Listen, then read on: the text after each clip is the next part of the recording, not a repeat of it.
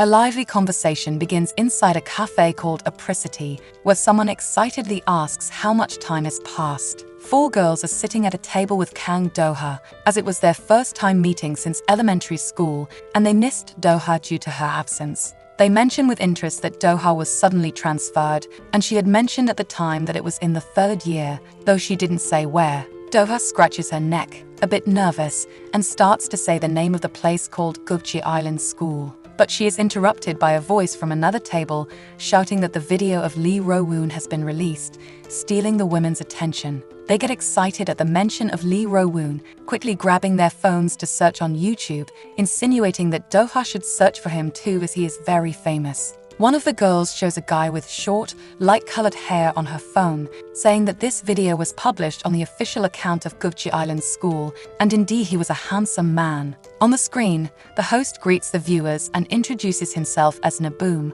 revealing that the videos from this school were famous on social media. Students with such high levels of talent in areas like playing musical instruments were only 1% of the talented people in Korea. Today, they would meet some of the protagonists of the video as the host Naboom and his team were invited to Gukji Island School. With a bright smile, Lee introduces himself as one of the students from that school. Next to him, a girl with light-colored hair introduces herself as Han Leeji, another student, and Lee mentions that there are others who have introduced themselves, asking for them to be added in the subtitles. This makes the host Naboom laugh, as Lee knew the broadcasts very well. In the audience, several girls hold signs smiling happily to see Lee smitten with him. The host says that his popularity was indeed impressive and that he even looked like an idol. Lee laughs and denies it, saying he was sure everyone was busy now due to exams and thanks the freshmen for being there, making the audience go wild. Naboom focuses on Lee first and asks if he received any support from the school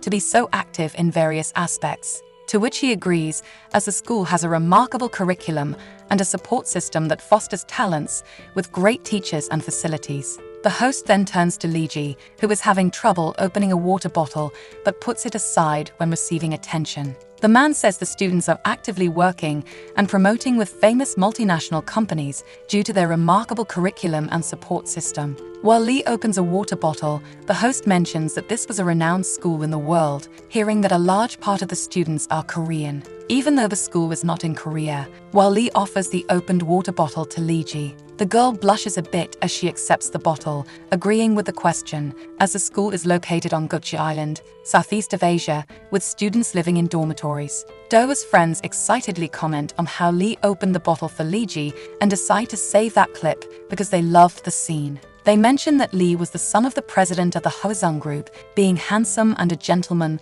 practically the perfect man, and a celebrity even abroad. Lee says that the dormitories are known to be the pride of Gukji Island School. During the weekdays, all students must stay in the dormitories, and Naboom asks if the rooms are changed since he heard that each dormitory has changes every semester. When the women at the table turn their attention back to Doha, they nervously ask what school she transferred to, pretending interest. And she nervously starts to answer, despite having said it at least once before. Gukji School with its students is always a hot topic for people thanks to this system that has healthy competition. In the end, on her plane trip, Doha cries because she couldn't even tell her friends that she was at Gukji School, and even though she was happy, she now wanted to cry for real. Outside, through the window, she could see the island they were approaching to land. After getting off, dragging her suitcase through the streets, she thinks that, as expected, going to school by plane. It was still something she couldn't get used to, but Doha still needed to make her way through the car-filled streets to the school. Stopping walking, the protagonist wipes the sweat from her forehead and raises her eyes to what lay ahead. The large building of the school she was attending, Gukji Island School, where only the best could enter. Crossing the streets, Doha passes through the parking lot to enter through the school doors. She looks around to see where she should go and then enters the elevator to go up the floors, heading to the 13th floor of that building. When she steps out of the elevator, the protagonist is met with a luxurious room where a shirtless Lee asks if she had already arrived. This catches Doha off guard and completely by surprise. Still, she sighs and asks him to put on some clothes, to which he responds that it was his room anyway. Doha complains because she also lived there with him and he should consider her situation, to which Lee just ends up agreeing. As she walks away, Lee puts on a t-shirt and asks if she saw the video that was posted on YouTube that day, to which she agrees. This makes him ask if it was cool and what she thought of the whole performance. Do-ha looks up and agrees that it wasn't bad at all. The way he grabbed and opened the bottle passively was good, not showing anything obvious to the audience. Then he suddenly lifts a book called Guide to Actions That Make Every Woman Swoon, full of page markers. He says that this was the result of his bloodthirsty practice, which makes Do-ha just agree without caring much, wondering when he turned that into notebook annotations. She turns to lift the suitcases, but Lee quickly grabs the suitcase from her hands, saying he is in the middle of one of the best trainings she taught him, since she also taught him to carry things for girls, making the two get very close to each other. Even though she agrees, not seeming interested, Do-ha's ears were burning red. Lee asks if she was okay, and she gets distracted without understanding what she just heard, her whole face blushing this time. He approaches to touch her forehead, commenting that she must have a fever to have such hot skin, catching Do-ha by surprise again. The boy mentions that he will get a wet towel for her, still with his hand on her forehead, exchanging glances with the protagonist. Then he steps away to wet a cloth under the sink to help his friend,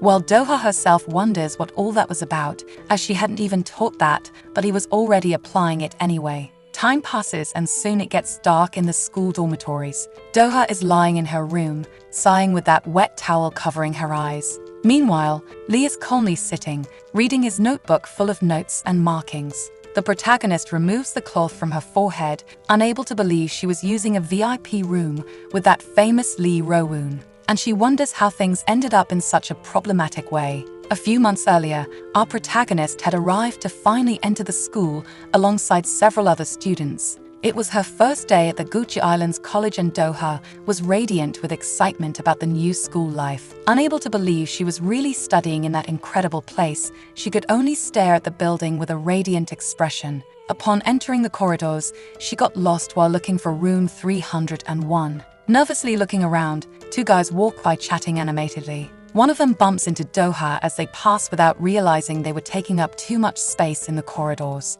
In the process, her black cat keychain fell off her bag. The protagonist looked back in the direction of the boys who bumped into her, and they didn't seem to care. Even after touching the shoulder, they'd been bumped to the point of feeling a little pain. Suddenly, someone bends down to pick up her cat keychain. The protagonist realizes a little later that she had dropped it, stopping when this person approached. This someone was Lee, who extended the keychain for Do-ha to take back, catching her off guard with his bright eyes and kindness. Nervously, Do-ha takes her keychain back and thanks him while stuttering, still amazed because he was gorgeous with a stunning face. Lee turns to the two boys who bumped into her and calls their attention, alerting them to watch where they're going because they just bumped into someone, which makes the two apologize, leaving Do-ha a little amazed. Finally, she finds the room 301 she was looking for. But even Lee and those two boys enter that room that Do-ha intended to enter too. It seemed they were classmates as well on top of everything.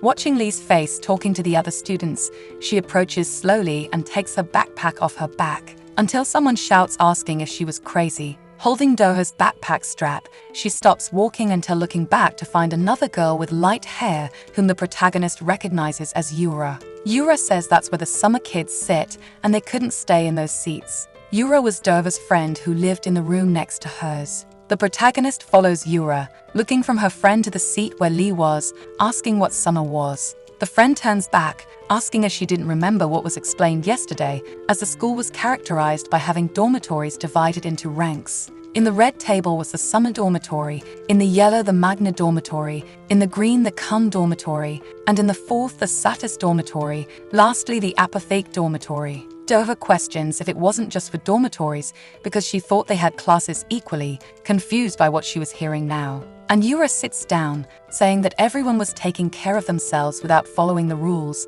making the protagonist follow her. Finally, a voice asks all the students to sit down at once, and they realize that the teacher had finally arrived in the classroom, making the students sit in their places. The teacher asks why it was so dark and uses a remote control to open some of the curtains on the side. Thus, the automatic curtains open to reveal the glorious ocean outside the school buildings. Yura says that this was just a school where the children of the highest class could attend, the school on Gucci Island. It was a prestigious private boarding school that was established through the purchase of an entire island in Southeast Asia. The students who attended there were among the second or third best generations of Korea's chaebols. Even if they belong to a lower status, these are children of politicians, doctors, judges, and renowned lawyers. As a result, all the facilities are of the highest quality and the meals are served in Michelin-starred restaurants. Time passes and the students leave after classes now that it was finally the weekend and the trip to and from Seoul was made by plane. All the students were equipped with the best accessories and the best items to live in that school. The school was full of students who wore luxury brands from all over the world, always with the best products to use in their daily lives. Yura goes down the stairs, saying that the most popular among all the students couldn't be anyone else but Lee Ro-woon, who walked among several girls who were in love with him just by seeing him pass by. He was the son of the Haesung Group, #1 in the domestic business world, and was included in one of the largest groups in the world by Forbes, being known as the island celebrity, practically the richest student in that school, always receiving attention from everyone who saw him. During just 3 years at the school, he never left the summer VIP room of the first dormitory, and even now he drove high-quality cars and was accompanied by beautiful girls. Walking on the sidewalk, the protagonist continues listening to her friend Yura's explanations about the difference in the construction of all the buildings of the first,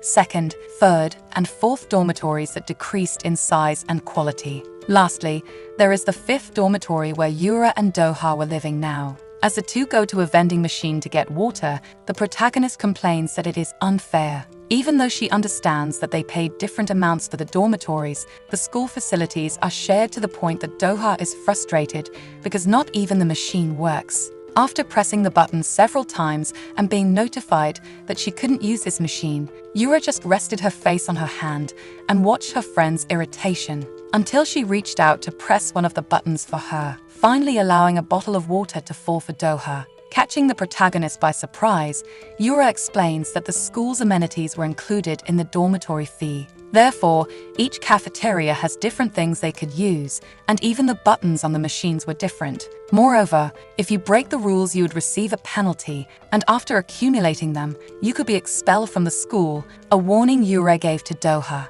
Some people may criticize the school for its discrimination, but what else could they do? It was a world-class, first-class school, and they still acted like that. Yura asks if she wasn't going to pack her bags because everyone returned to Korea on weekends, and the protagonist opens her bottle, replying that her parents told her to stay there because they went abroad, giving a fake smile because only the rich could go back to Korea every weekend. The day passes and soon it gets dark on the island where the protagonist's dormitory was located. Precisely because she didn't have as much money as the others, she was the only one left at the school for the weekend. All the summer went on their private jets, the others flew first class or business, but Doha couldn't do that. She stayed in her room, not even qualified for the basement room in Apotheke. If by chance they knew she went there, after complications, she wouldn't even be treated as a human being. So until graduation, she would try to become a wallflower, someone who doesn't socialize because she is completely excluded, and she thinks this while holding her blue stone necklace. For Doha, it was better to remain carefree,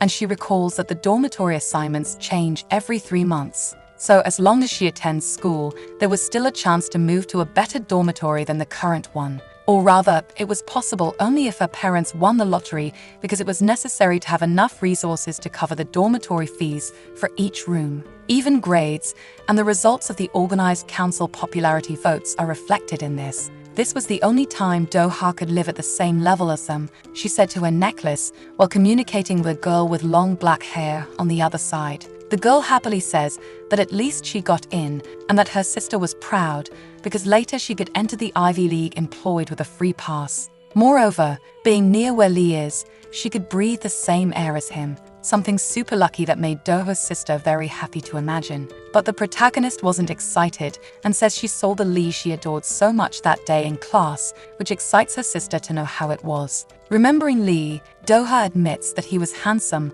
by the compilation of all the features women like, which makes her sister sigh, dying of envy at being able to see him in person. Until her sister is called for a video call by some people caught off guard when called writer Kang. And she apologizes to Doha because she entered a meeting with other writers and decides to end the conversation for now. ending the conversation to discuss with a smile on the video call about the reorganization of the program they were talking about together. Some suggest that they could handle Lee Rowan that week because he recently became very popular, and she agrees with the proposal, agreeing that it was a great idea, pretending to be a normal person despite her room being full of Lee's things, sitting in her wheelchair during the video call. Meanwhile, the protagonist sighs at the end of the call with her sister, and something catches her attention. Looking at the desk mirror, she stares at her blue stone necklace shining on her chest. In Dova's family, the fraternal twins had a very special secret. She shifts her eyes to the family photo beside the mirror,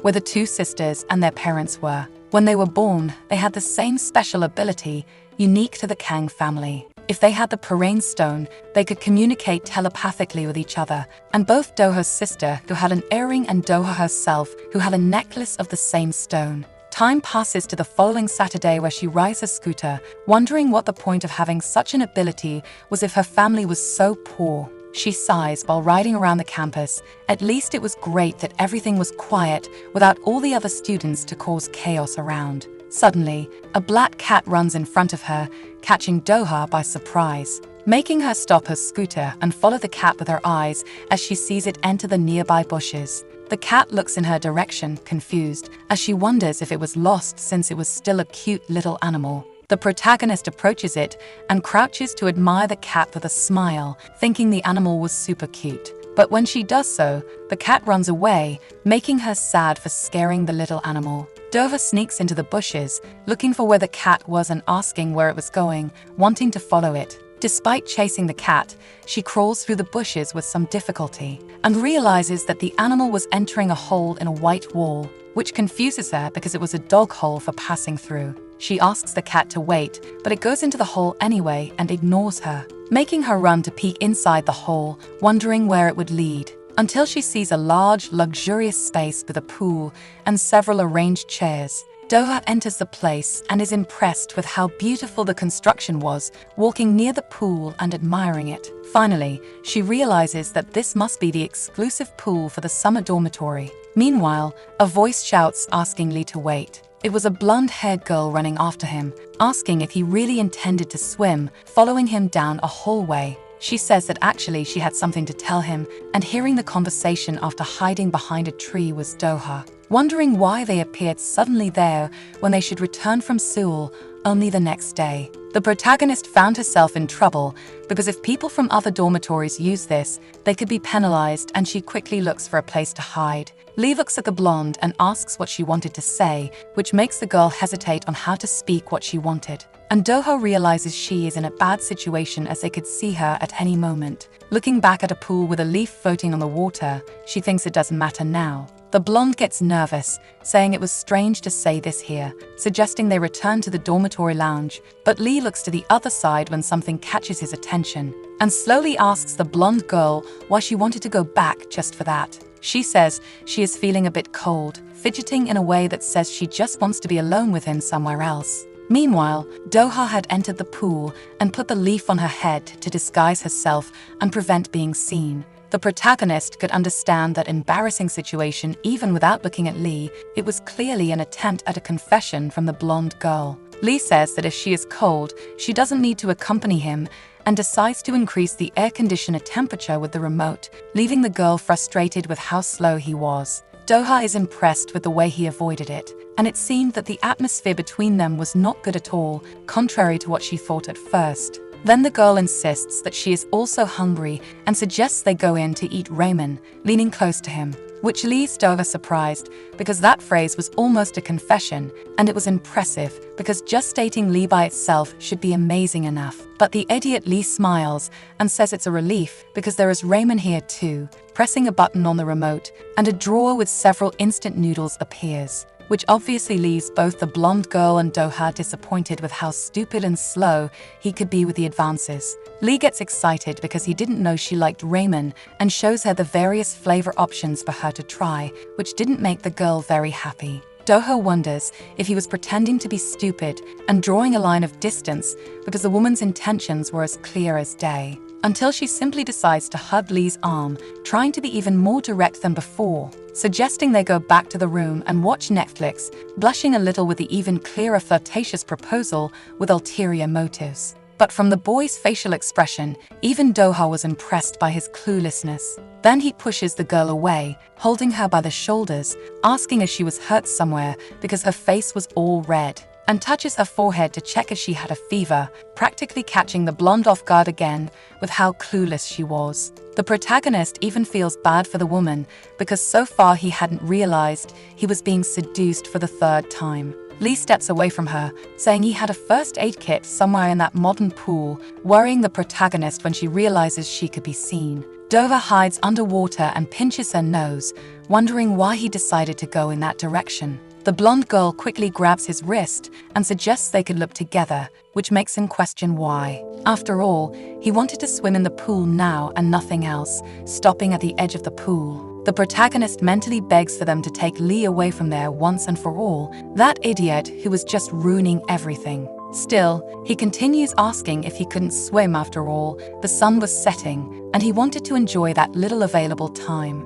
Meanwhile, Do-ha was taking the opportunity to catch her breath, coming up to the surface. The frustrated blonde girl responds that it wasn't that at all. But despite her irritation, just looking at Lee's face made her heart beat faster. And she cheers up again, saying it's okay, and that he could swim, saying goodbye, and that she would go to the kids first. Even though she was mentally crying, if it wasn't for that beautiful face, she would have forgotten Lee for sure. The boy just watches her go without understanding anything. After all, she always acted that strange way, and he wonders if she was really okay. The protagonist just watches the scene, feeling bad for the woman and surprised by the scene. Wondering what happened, because it seemed she was being deceived after all. Lee should be a dating master like a celebrity, but he was just a big idiot. When he decides to swim, the protagonist freezes in place and realizes she was in serious trouble. He starts to undress, lowering the zipper of his shirt, and stretches, ready to dive into the pool to refresh himself. The sight of Lee was beautiful enough to make Do-ha nervous and hesitate to move, until she remembers that she couldn't get caught and sinks into the pool, which catches his attention. She pinches her nose, thinking that if she got caught, she would be penalized in her first week after being transferred. And worst of all, she would be known as a weird, perverse stalker, and her plans to have a reserved life would be ruined. Lee kneels at the edge of the pool, finding it strange to have heard something nearby. After some time, Do-ha feels she can no longer hold her breath underwater, and the bubbles from her breath catch Lee's attention, making him realize something was wrong. The protagonist couldn't hold her breath any longer and finally releases it, emerging desperately from the water right in front of the boy who was watching, not understanding anything. But Do-ha rose too quickly and hit her head hard against the boy, pushing him back. And she herself returns to the water, not understanding what happened or what she had just hit. Lee was dizzy from the hit to the head and leaned against the pool, before finally looking back into the water. While Do-ha was touching her injured forehead, confused, the boy jumped into the pool and hovered near where she was swimming. The two stared at each other closely, and Lee held her in his arms, Do-ha still holding her breath. Lee stared, wondering what was wrong with this girl, and the protagonist takes a while to understand what was happening, even feeling embarrassed by the proximity. Then she uses his shoulders as support to rise in the water, passing by him. Meanwhile, Lee notices that she was wearing a necklace that caught his attention. Again, she uses him as a springboard, jumping on his shoulders to swim to the surface, leaving him behind. Lee is shocked that he was just stepped on in such a strange way, simply as support, until Do-ha finally rises from the pool, almost fainting from lack of air, and surprised to make eye contact with Lee suddenly. But before she can escape, his hand grabs her ankle. Furious, he asks where she thought she was going. Do-ha screams and pulls her foot, reflexively kicking Lee in the face. Immediately realizing what she just did, she nervously apologizes, but the boy is really angry now. Then she runs away while Lee shouts, asking who she was, telling her to stop. Since Do-ha didn't stop, he jumped into the pool and chased her, still shouting through the beach house. The protagonist almost cries, realizing that the great Lee Ro-woon was chasing her, feeling like a dream. She runs down a hallway and quickly turns to evade him. until she notices something. It was the black cat lying calmly near the rest house, yawning. Later, Lee appears and looks around for Doha and where she had gone. Meanwhile, she had managed to crawl under the hole in the wall and escape, sighing in relief. It was great that Lee wasn't just an idiot, but also didn't have sharp eyes to notice her hiding place. The boy runs his hand through his hair, certain that Doha wasn't one of the Summers, still wondering where she went. Actually, her face seemed familiar, but the necklace she was wearing was what truly caught his attention. He removes his earring, thinking it must be the same type of stone he was wearing. A little later, Lee returns inside the house where the students were, and they ask what happened and if he didn't go swimming. He says that someone entered the pool area, and one of the girls is surprised because it was the weekend and everyone had left. Lee says he didn't think she was one of them, possibly from a different dormitory, which was very bold of her to invade like that at the cost of the penalty. The girl hugs the pillow and says she fears it was some kind of pervert. When asked what happened at the pool, Lee falls silent, recalling all the humiliation he went through, and just decides to pretend nothing happened as she just disappeared somewhere else, leaving them confused by his pause. Just thinking about it made him angry, and now Lee was determined to find and catch Doha to get revenge. One of the students says there's nothing to do and changes the subject, saying that an emergency meeting was about to start, telling him to sit down. The blonde girl says that in the next room change, apparently,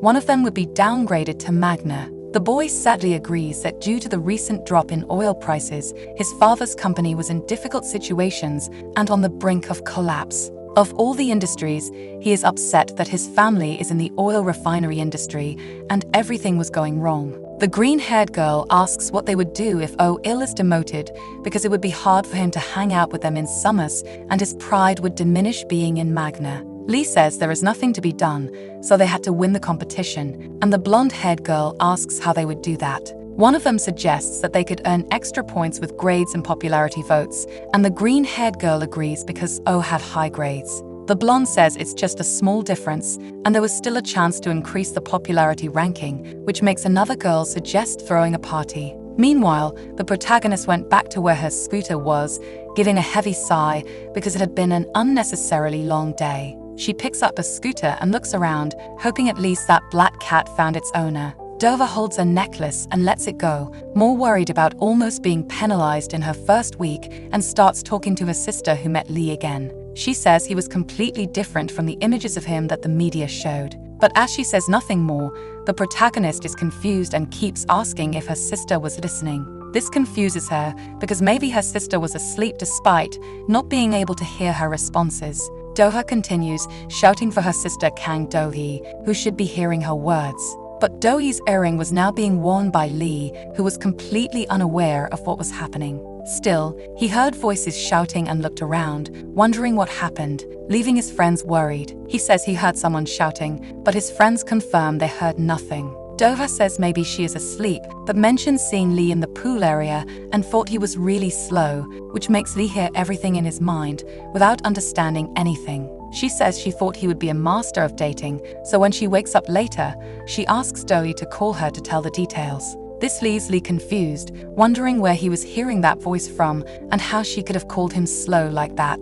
The boy crosses his arms, reflecting that the person in the voice said she saw him in the pool, trying to connect the dots of what is happening. And he realizes it must have been the girl from before, but wonders what is happening for him to hear her voice. Time passes to Monday morning back at school. One of Lee's friends was making a call to confirm O's party. The conversation catches the protagonist's attention, who looks in his direction with interest regarding the party. The boy suggests to his friends the Big Charm barbecue restaurant near the gate behind the school, because it was a place famous for their grilled steak. As expected, the school's food was really delicious. The protagonist looks at the boy with a bored expression, wondering what exactly he was talking about. The girls look at O with disdain when he says it was a bad place because it had a Michelin rating of 2 stars. The truth was that the girls had little desire to deal with the grill and were clearly frustrated with the situation. The blonde thinks she would never grill the meat alone by the owner's rules, while the other shudders at the thought that the ventilation was bad and they would be covered in smoke. Finally, Lee intervenes, asking why they would have a barbecue at the party, which makes the 2 girls very happy. As expected, Lee always gave the best ideas. Doha thinks it was impressive. He was saying the right thing for the first time in his life, and in the end, he shouldn't be that dumb. Then he suggests they all go to chili crabs because the food had a divine taste that would make them want to lick the sauce. The vision seemed even more ridiculous than the previous one. The atmosphere was far from pleasant. Even though the girls were contemplating the scene with pure disappointment, the boys were all happy with the idea. In the end, Doha sighs because the disappointment of something obvious didn't hit her as much. Anyway, Lee looks at the blonde girl Mina and asks what she is thinking, because that restaurant was the most expensive there, and he was clearly proud of his suggestion. The girl, despite hating it, clasps her hands together, and just because she likes him, agrees that she loved his idea, leaving Doha impressed. The other girl just agrees to go along with Lee's idea about the chili crabs restaurant. Thus, the friends finally come to a conclusion about the decision of where they would have the party. The protagonist, just listening to the conversation, wonders if they were really serious about this. Looking back, she realizes they really had a problem, especially Lee Ro-woon. Despite him being super cool and catching the attention of the girls who fall for him, even during fencing classes at school, the truth was that he was a big fool. Lee approaches Oh, who says they can invite other people besides the Summers, as it's best to invite as many people as possible to increase his popularity. He approaches Mina and says it's her turn for the practical class. So the two go to the front to face each other in fencing. She asks him not to go easy on her just because she's weak, and Lee asks if he could really do that. Without hesitating to use force against her, who asked not to use force just out of consideration, thinking he would be gentle at least in this, leaving her nervous, wondering if he really intended to do that to her. Lee was a complete fool who didn't understand simple things like that and says it should be bearable, attacking the poor girl without mercy until Mina was face down on the ground, and he just smiled, all proud of having knocked her down like that. Doha thinks that at the height of his insensitivity, Lee was far from having any delicacy to understand women's feelings. Later, the friends gather to discuss whether they should stop inviting the Kums while eating together. Mina says their standards would be low if they invited them. And one of the boys says that if O confesses well, the Summers and Magnus will take care of it and spread the word to the rest of the dormitories. During the meal, Lee noticed that Jessica was holding her shoulder with a tense face and asks why she wasn't eating, which catches the protagonist's attention as she was observing them. Jessica says she is tired because it had been a long time since she did fencing, clearly tense. And Lee insists that she still needs to eat to gain energy, smiling. Something that the girl agrees to, looking at him while cutting some pieces of her meat, clearly hungry. Mina gets frustrated because Lee was indifferent to her, but seemed to be taking care of Jessica, cutting pieces of meat like that. He extends it for Jessica to eat, surprising Mina with his quickness. But instead of meat, what he offered was the eating tool itself, disappointing both girls, although Mina expected this from the beginning. Doha drinks water, watching the scene, thinking he was going too far with his lack of consideration and tastes. Later, discussing what was most important at the party, Mina says they should discuss the main event, super excited. One of the boys asks what they should do as the main scenario. And of course, Jessica and Mina think of romantic things like couple dances or kissing time, which again catches Doha's attention as she eats while listening to them. Oh asks Lee what he would like to do at the party they were preparing. Although the two girls were excited about the idea of romance, he replies that he doesn't know and starts to think, suggesting they could play PVG simply out of nowhere after thinking a lot, destroying all the girls' dreams and expectations of romance as they just look disappointed in his direction. But the other boys are super happy with the suggestion and already imagine they would need a big screen.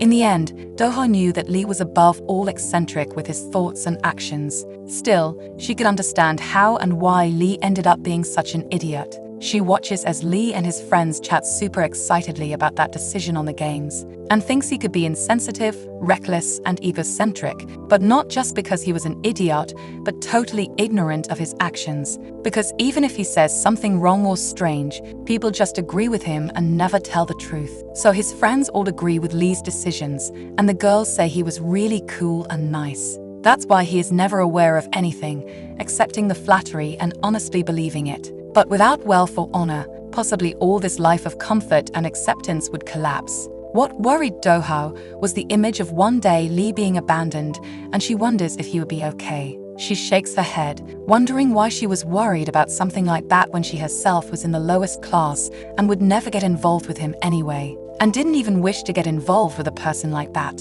There is nothing good about being poor, so she believes she just needed to stay firm there for a year and graduate peacefully. Then she decides to talk to her sister, holding her necklace and speaking to her, which makes Lee hear her voice. Doha tries to call Dovi and asks why she is being ignored since she hasn't replied since then. She was even ignoring her messages and not answering calls, which worried Lee as he touched his ear. Those voices started again. The protagonist says that Lee was funny for having a party at Chili's, playing PUBG and cartwriter like elementary school kids, catching Lee by surprise because it seemed they were hearing his whole conversation just now, and he looks around. Meanwhile, his friends were discussing making a reservation at Chili Crabs and that they couldn't, and Mina suggests the recently famous 05. Oh mentions that this restaurant was owned by Hata Oh, which surprises one of them. Lee, still looking around, asks who this Hate was, surprising his friends because they went to the same kindergarten. He was small,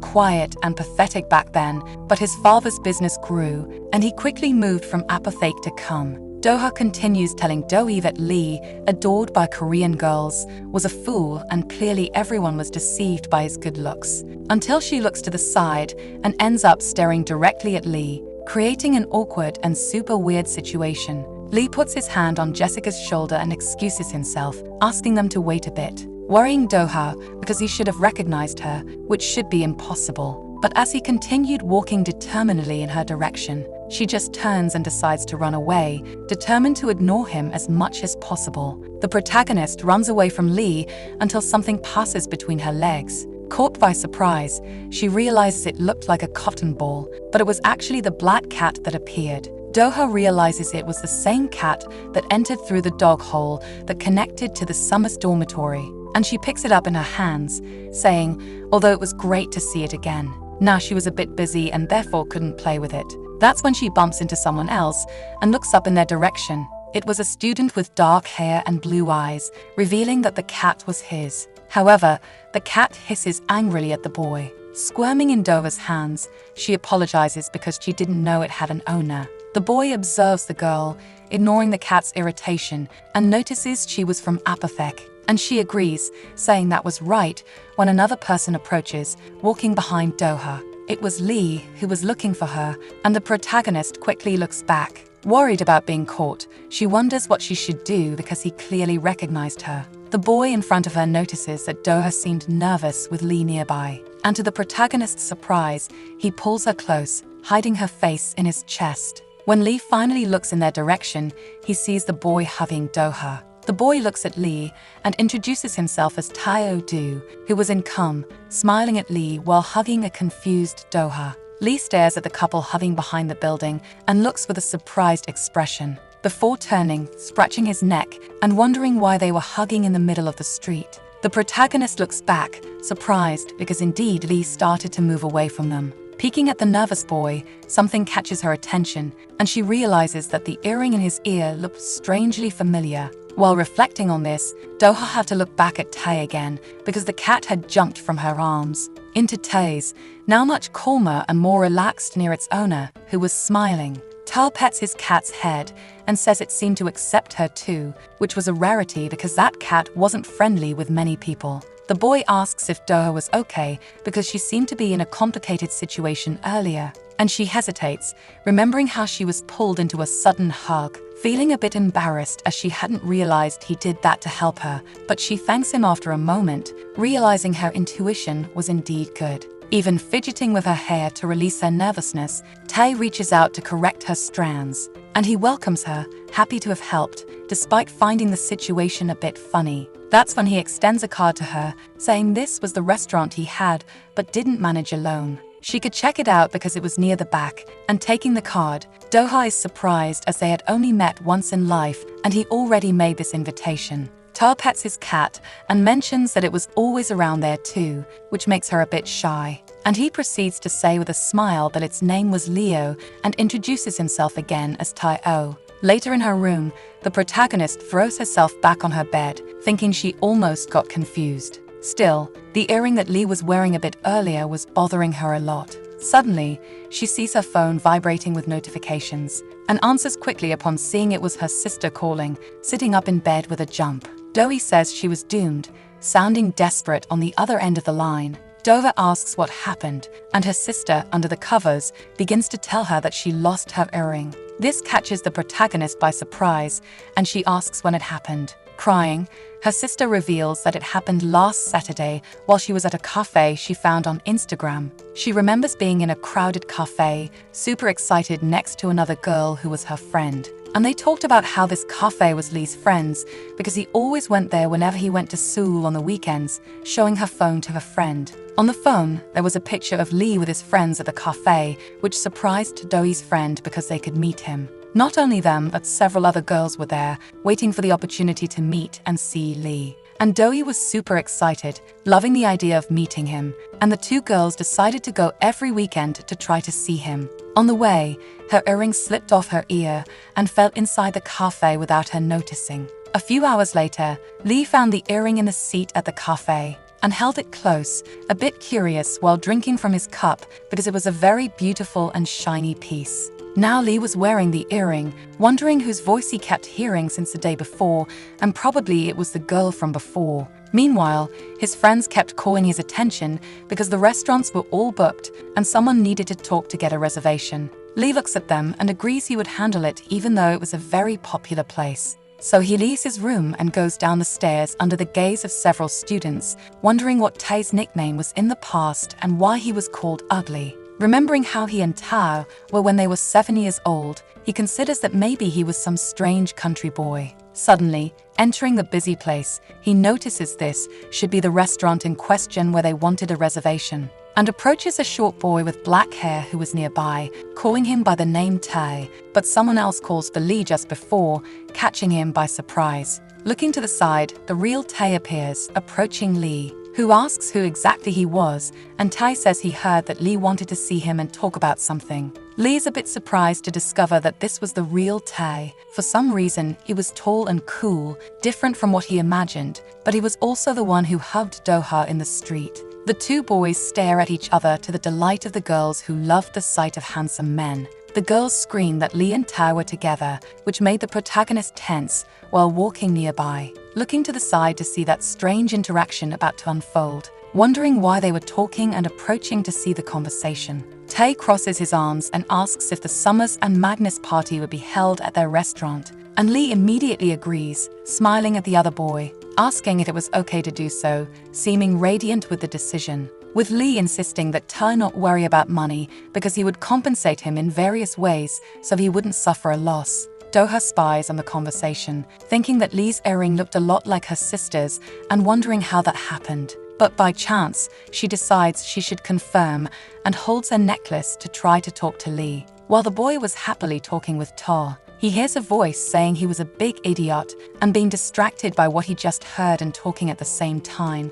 he tells Tae they would rent, calling him an idiot. This obviously irritated the other, but Lee is confused with himself about what he just said, trying to give an excuse for what happened. Doha is shocked and asks if he could hear her voice when she talked like that, and Lee shouts that it was obvious he could hear and asks where she was at once, still shouting in the middle of the crowd of students, asking where she was, which made everyone murmur about how strangely Lee was acting, leaving the protagonist even with secondhand embarrassment. It was crazy to think that idiot was speaking out loud instead of responding mentally. Doha turns to leave, thinking she must be crazy to communicate with Lee like this. But not only that, she realizes that all this time she had been bad-mouthing Lee for him to hear in his mind. And she almost cries mentally for what she had done in the past few days, ruining even more a relationship they didn't even have, which makes her question if she should just give up on any interaction with Lee at this point. The scene cuts to the students' dining hall, where Yura is happy to see her friend again,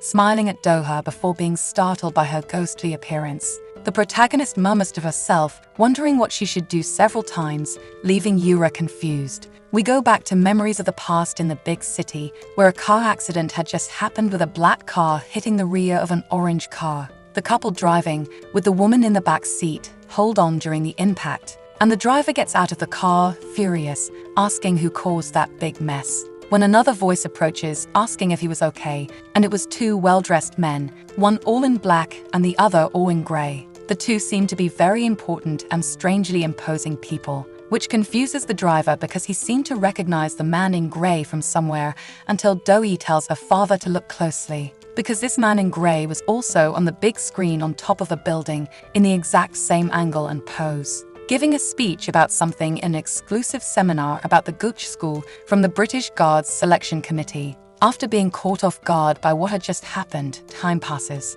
until the protagonist ran out to find out what happened to her parents. Desperate after the accident, she finds her parents in the hospital, lying on stretchers and complaining of neck and head pains, as well as her sister Do-hee, who complained that her shoulders were exhausted from so much pain. Do-hee is confused by the chaotic scene and asks what was happening. When they realize it was just their other daughter, Do-hee's father acts normally, and Do-hee sighs in relief, telling their mother that everything was fine and it was nothing serious, which surprised the protagonist. The protagonist's father says they found a once-in-a-lifetime opportunity and holds her hand, telling her super happily that they crashed the car on the street with none other than the president of the Gooch School. Do-hee is shocked to hear this and asks if he means that school in Southeast Asia that only chaebols could enter, and her father agrees, excitedly telling her that instead of accepting the settlement money, he asked to enroll Do-hee in the International School of Gooch, catching her completely by surprise.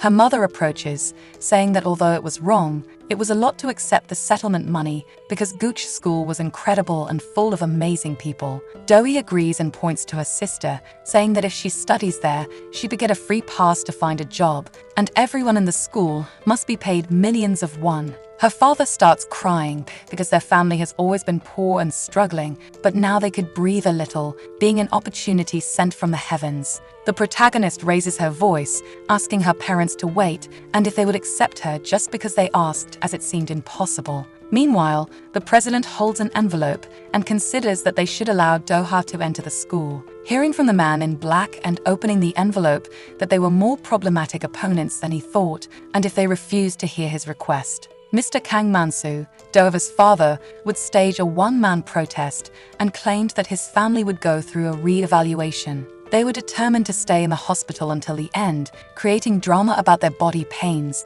so the nurses would be worried and they would feel guilty. The president looks at the papers in the envelope and asks if they were from a family of swindlers to act like that, and the other man hesitates before denying it, saying that according to background research, the Kang family was highly praised. Their previous generations made donations and good deeds, and the evaluation from people around them was also very good. This makes the president sigh, wondering how they could act that way despite this, to which the other man says that just because they did good things didn't mean they lived economically well. From generation to generation, that family didn't have the ability to make much money and seemed to have difficulties. Taking their family photo, the president analyzes and reflects on the words of the man in black, hearing that especially Man-soo seemed to be in a tough situation because when the financial sector failed, he worked as a taxi driver and went above and beyond. It was said that the eldest daughter, Do-hee, had an accident while trying to save someone in danger, which was why they were suffering more financially. Subsequently, the two daughters studied well but couldn't support them, which limited them and was the reason they were so persistent with their education. Now they could understand their situation and lament their current life and dramatic actions to get the president's attention. Still, his head hurt just thinking about it. He says that after considering the request, it would be impossible to admit her by the rules, but he didn't want to create a scandal by ignoring such a family's request. Later, the protagonist's parents burst confetti in celebration because she would be enrolled in the Gooch School. With her family smiling and overjoyed, they hand Do-hee the envelope for her to sign so everything would be finalized. Upon opening the envelope, she sees that it is a confidential contract she needs to sign, and asks if she could really enroll just with this, and her parents agree, saying she was the family's hope, asking her to just focus on graduating until then. Then her sister Do-hee calls for attention, asking her to be careful with Lee, the teen idol, and it would be good if she regularly reported on how he was doing.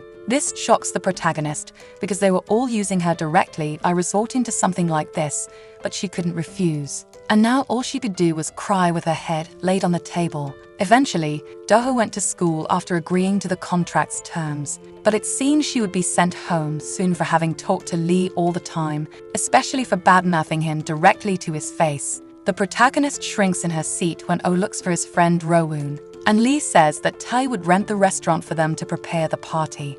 but apparently, Ta himself wanted to be present as one of the conditions for using the space, which didn't bother Oh at all because he was a nice guy. Mina agrees because he was the restaurant's owner, and Jessica mentions that partying at 05 restaurant was indeed exciting. They celebrate because it was all thanks to Lee's actions, and now they could prepare the party without worrying about anything else. Lee affirms that he would help them too because if O enrolled in the Hero League with donations and not skills, the shareholders will ignore him, even with succession rights. As expected, the top student of the school thought differently. The boy says he asked a famous party planner he met in an international community program sponsored by the Haesung Group last time, and looks at his phone just as he received a message from that same planner, saying that he personally helped him once and now he agreed to help in return, making his friends happy with his contacts and achievements. Jessica mentions that the Haesung family was famous for their exemplary life, and Nina gets excited because rich people had strong friendships, already imagining her beloved father-in-law. Until Lee mentions that he and his father think differently from the chaebols now, having donated a lot, focusing on paying attention to the international environment and setting an example for society. At this, the blue-haired boy admires his friend Lee because he was practically perfect in every aspect, which makes Mina agree with a love-struck smile that he was indeed, and would be even more if he dated her. Taking advantage, she asks what Lee would do after classes, suggesting he could help her learn math, leaning on his desk. Jessica is surprised because Mina appeared at Lee's desk in a short time. But the boy agrees with Mina that it was a great idea and holds her shoulder. After all, focusing on her studies was important as he had been attending online lectures and would send her the password to access them again, shattering the poor girl's expectations. Mina accepts his offer anyway, mentally crying because he was so slow with her flirting. Yura sighs because Rowoon and the Summers were going to have a party at the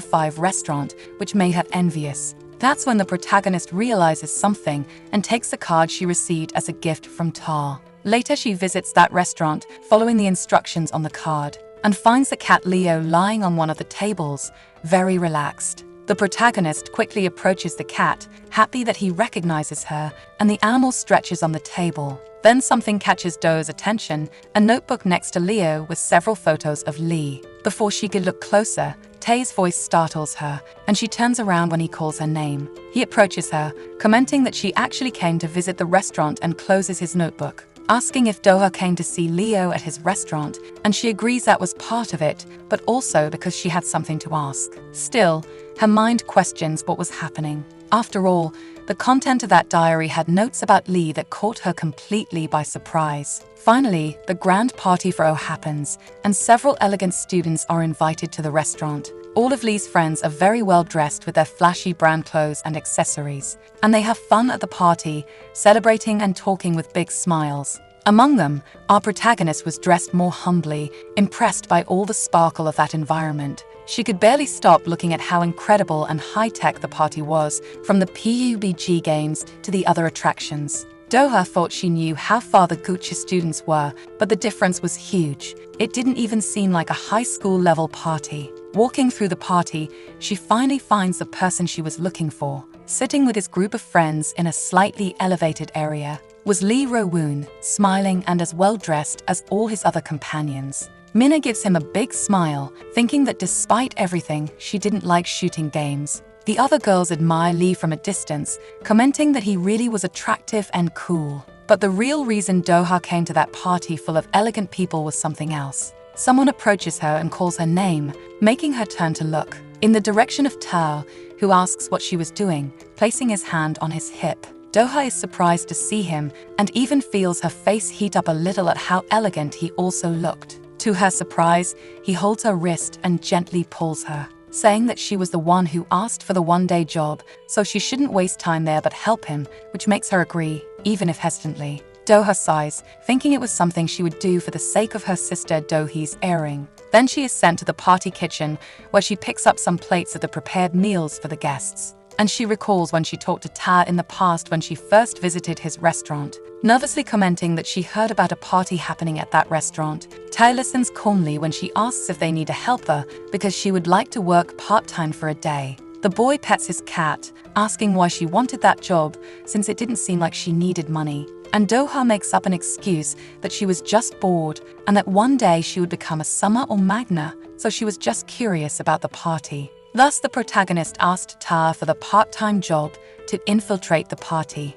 In the present, she ends up in that kitchen but wonders how she could get the opportunity to retrieve the earring. And if she unfortunately gets caught by Lee, her entire school life would be thrown away for sure. The girls would mock her while the boy would remain on his school king's throne. Mentioning that Do-ha was audacious, even though she was just an apotheke, and even commenting that she was super poor to the point of not being able to live up to those standards. Surely the whole school would start labeling her that way, and she despairs at the thought of being expelled and held accountable for the damages caused. Breaking her thoughts, Tai asks if she finished preparing the food, and Do-ha agrees, a bit distracted, before he tells her to go out and serve it at the main table. Since it was an urgent request, he instructs her to be quick, and nervously she agrees with the orders received. Do-ha grabs the board with the first dish and prepares to leave the kitchen, balancing several boards with different dishes in her arms, surprising Ta. It doesn't take long for the protagonist to organize all the dishes correctly on the main table, which impresses Ta, watching from a distance, realizing she knew how to work properly. Meanwhile, at Lee's table, the friends continue chatting when the protagonist approaches to clear the empty dishes. She looks up, thinking it would be easier if she could just get the earring back without Lee discovering it. Then Lee suddenly starts talking to Oh, straightening up in his seat, asking if he knew about this, looking at his friend. Do-ha thinks this was her only chance to have a peaceful life at that school, and maybe the party was her golden opportunity. Meanwhile, Lee says that if S puts Suji in a bad situation, it could be the moment to save her, which excites the boy with the idea they were having. So if he did that, Suji could see him in a different situation, and that boy turns his attention to a light-haired girl among the other students. Minna points out that Suji was very popular, and another student says that if played correctly, it could increase his popularity, which makes Jessica agree. Oh agrees excitedly because it was indeed a great opportunity for him to save himself at that party, and Do-ha hears everything in silence, thinking that this method to gain popularity was a simplified plan that even children knew. However, it seemed fun, but she couldn't believe they cared so much about classroom tasks and prepared to take the used dishes away from the table. It was then that Lee suddenly raised his gaze, staring directly at Do-ha in the middle of the hall, and he made a confused expression upon realizing who was attending to the table, making the protagonist tense as she seemed to have been caught. Lee asks if she had stared at him and suddenly stands up from the table, leaving his friends confused. The protagonist turns her face away, but he approaches, noticing that her face seemed familiar, and asks if they had met before. She tries to step back despite Lee, insisting she must be a student at the school, and asks her to remove her hat so he can recognize her. Do-ha gets tense, realizing she would be discovered so quickly, closing her eyes as she realizes she is in trouble. Suddenly, Tai approaches the commotion and asks what is going on there,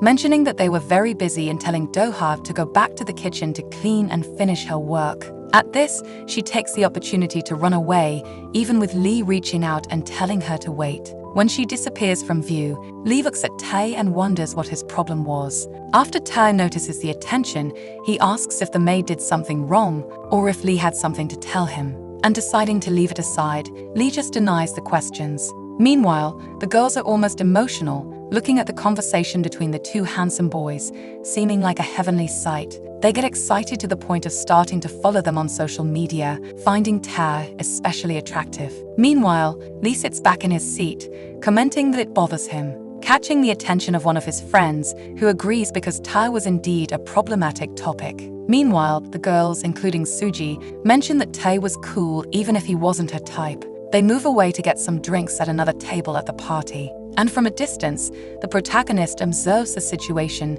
still sweating nervously, frustrated because the idiot boys were losing the opportunity to complete their plan to get Suji. At this, Suji approaches another girl named Jae-sune, and the two excitedly start talking. Not only that, but a thread from Suji's clothing was showing, which made Do-ha run to help her after not being able to just watch any longer. It was then that Tai suddenly approached from behind the protagonist, apologizing, saying he needed to borrow that, and removed the apron that Do-ha was wearing on her waist, surprising her a bit. Then Tae approached Suji, asking for a moment to fix her clothing, which made both Suji and her friends totally fall for the boy. Meanwhile, Lee and his friends are shocked that their plan was wasted, and the scene unfolds in the middle of the party. Doha observes the situation and smiles to herself, realizing that the idiots acted like children and didn't take the initiative at the right time, and it seems things started to reverse. Meanwhile, Tae tied his jacket around Suji, asking if she could keep it on her body for a bit to disguise her clothing.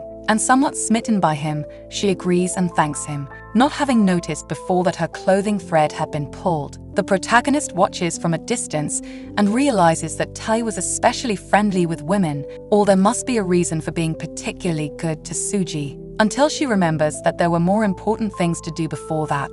Somehow things could go the way she wanted, and an opportunity could arise in the midst of chaos. Besides, she wonders how she could get Doi's earring back when it was hard to be discreet, considering she could just grab it and run away. Meanwhile, Suji returns to her friends who were emotional seeing Ta's jacket and interested in knowing about their conversation, only making the situation with Lee and his friends' plan even worse than before. Suji mentions that they don't know each other much, but in just a small way, smiling to herself, until suddenly someone approaches to talk to Suji, and it was a big guy with a slightly weird smile. The boy introduces himself as Soryam and says he is a Magna, asking her if they could be friends just out of nowhere. The girls comment among themselves with an expression of disgust, wondering who that weirdo was who appeared suddenly and that they had never seen him before. It was then that O recognized that this was the S who finally showed up to make their plan work. Lee stands up excitedly, ready to accompany his friend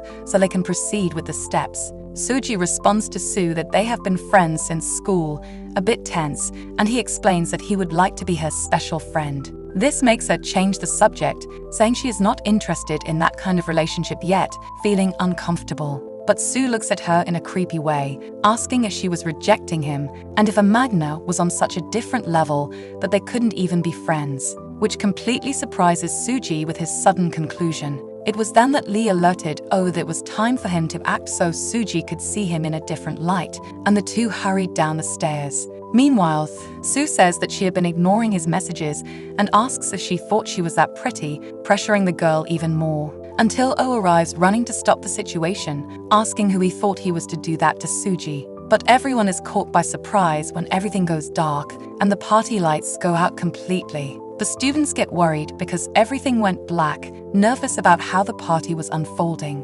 Suddenly, a strong light appears directly on Sue's face, making him cover his face. And the one who used the light from his cell phone was Ta himself, apologizing for the blackout and touching O's shoulder as he passed by. He asked them to wait a bit because they had asked an employee to check the situation. Sue continues to cover his face, not understanding what Tai was doing by focusing the flashlight on him. But Suji soon understands that Tai was protecting her from Sue, placing an arm in front of her to keep her away from the other man. She blushes a little and holds onto his shirt sleeve, hiding behind Ta, which makes Doha curious to know if it was really just an act of kindness. After realizing she was getting distracted again, the protagonist recognizes it is not the right time to be so noisy because the blackout was her golden opportunity. Meanwhile, Lee asks what was happening and where his cell phone was to light up his surroundings. He couldn't see anything because it was dark, not noticing a shadowy Doha ready to put her hands on him. The boy thinks he might have left his cell phone in his bag, not noticing the hands coming from behind him.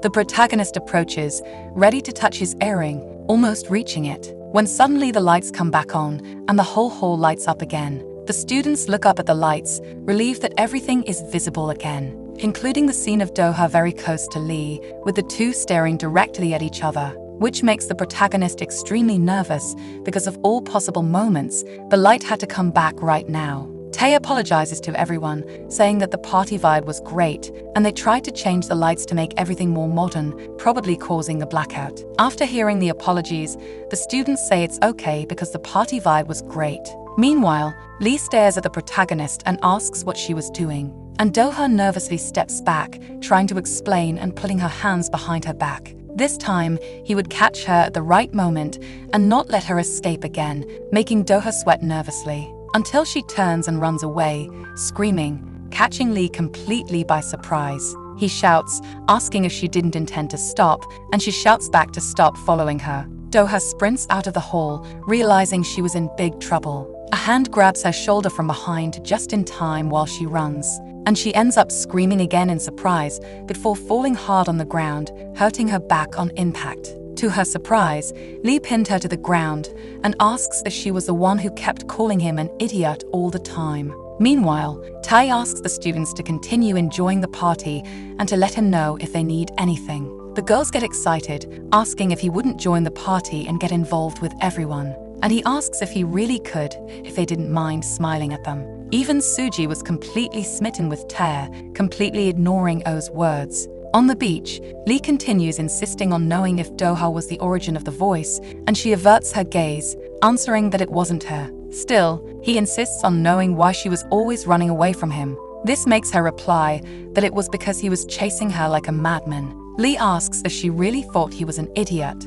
and Do-ha can only think a big yes, turning her face to the side without admitting it. But the boy remembers that she was the pool stalker, but is still confused about her trying to touch his ear and asks if she was really a pervert. Until Do-ha points to his earring and says that it was originally hers and that it was actually a new Bluetooth walkie-talkie. This leaves Lee a bit silent, which worries the protagonist because maybe he wasn't so dumb as to fall for that. But he accepts the answer immediately and asks if that was the reason he could hear Do-ha's voice, which catches her off guard before she nervously agrees with the question, unable to believe he fell for it so easily. In any case, she pushes him away and tells him to get off her now that he knows her reasons. The two stand up from the beach, and Do-ha brushes off her clothes to clean off the sand. Then he asks why she kept calling him an idiot so many times during those days, and she begins to answer the reason for that. When Tai at the party communicates, asking for more mini burgers and macarons to be prepared,